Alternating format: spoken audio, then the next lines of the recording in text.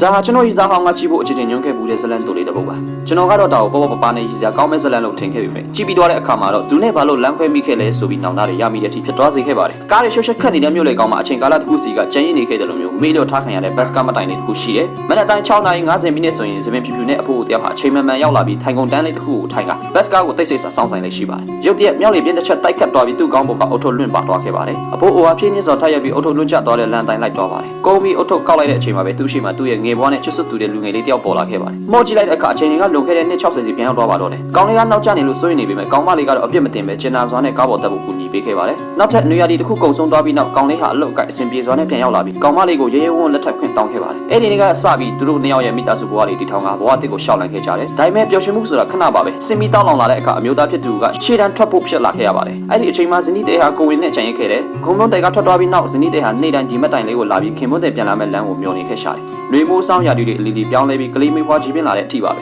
ကံတရားရဲ့မျက်နှာသာပေးမှုကြောင့်ကြာရှည်စွာစောင့်ဆိုင်ပြီးနောက်ခင်မွန်းတဲ့ဟာဘေးကွန်းစွာပြန်ရောက်လာခဲ့တယ်တင်းကျပ်တဲ့ဖွေဖွက်မှုအောက်မှာလွမ်းစင်းမှုတွေမျက်ရည်တွေနဲ့အတူမိသားစုပြင်နေစုံစည်းနိုင်ခဲ့ကြပါပြီဒါပေမဲ့ကံကြမ္မာဆိုတာပြည့်စုံလို့ဒီပအချိန်မှာအလက်အပြောင်းတွေလောက်သက်စမဲပါမကြခင်မှာပဲဇနီးတဲ့ဟာယောဂဆိုးတစ်ခုခံစားပြီးစိတ်ကူးဖို့ထွက်ခဲ့ရပါတယ်ခင်မွန်းတဲ့ခင်ဗျဘာမှမတတ်နိုင်မချိနေခဲ့ရရှာတယ်သူမထွက်ခွာသွားတဲ့လမ်းလေးကိုငေးကြည့်ရင်လက်ရှိအချိန်မှာအဖိုးဘွားကိုပြန်ရောက်လာပါတယ်အရာအလုံးဟာမပြောင်းလဲသလိုလိုနဲ့အရာအလုံးပြောင်းလဲသွားခဲ့ပါပြီအဲ့ဒီအချိန်မှာလေတိုက်လို့လွင့်သွားတဲ့အုတ်ထုပ်ကိုပြန်တတိရသွားတယ်ဒါပေမဲ့အုတ်ထုပ်ကောက်ဖို့ထားလိုက်ချိန်မှာပဲခေါင်းပေါ်ကအုတ်ထုပ်ကတေးသေးချာချာရှိနေတော့ပါပဲတခုခုတော့မားနေပြီလို့သူကစားလိုက်ရတယ်ဘလို့ပဲဖိချက်ချအုတ်ထုပ်ကမရွေ့ပါဘူးအုတ်ထုပ်ကိုကိုယ်တိုင်ချွတ်လိုက်မှပဲအဖိုးဟာရုတ်တရက်တဘောပေါက်သွားပါတယ်သူကိုယ်တိုင်လည်းဒီကဘာကြီးကနေထွက်ခါခဲ့ပြီးဆိုတာပါပဲအဲ့ဒီအချိန်မှာပဲဘတ်စကားတစ်စီးဝင်ရောက်လာပါတယ်အဖိုးမော့ချလဲတဲ့အခါအံ့သွင်းတော်ရပါတယ်ကားပေါ်မှာတော့သူ့ဇနီးတဲ့အရင်လိုပဲငရေနှုတ်ပြူစွာနဲ့သူ့ကိုပြုံးပြီးကြည့်နေပါတယ်သူမဟာတစ်ချိန်လုံးတစ်ဖက်ကမှသူ့ကိုစောင့်ဆိုင်နေခဲ့တာပါ2018ခုနှစ်ပြင်သစ် NSC နိုင်ငံတကာကာတွန်းပွဲတော်မှာဆုရရှိခဲ့တဲ့ဒီဇလန်တိုလေးဟာလူတစ်ယောက်ရဲ့ဘဝမှတ်တိုင်တွေဖြစ်တဲ့တွေ့ဆုံခြင်းလက်ထပ်ခြင်းခွဲခါခြင်းစောင့်ဆိုင်ခြင်းနဲ့တေဆုံးခြင်းတွေကိုမှတ်တိုင်လေးတစ်ခုထဲမှာအနစ်ချုပ်ပြသသွားခဲ့တာဖြစ်ပါတယ်ဒီမှတ်တိုင်လေးဟာသူတို့အချစ်စတင်ရာဖြစ်တယ်လို့လွမ်းဆွခြင်းနဲ့စောင့်ဆိုင်ခြင်းတို့ရဲ့တင်ကြတာလည်းဖြစ်ပါတယ်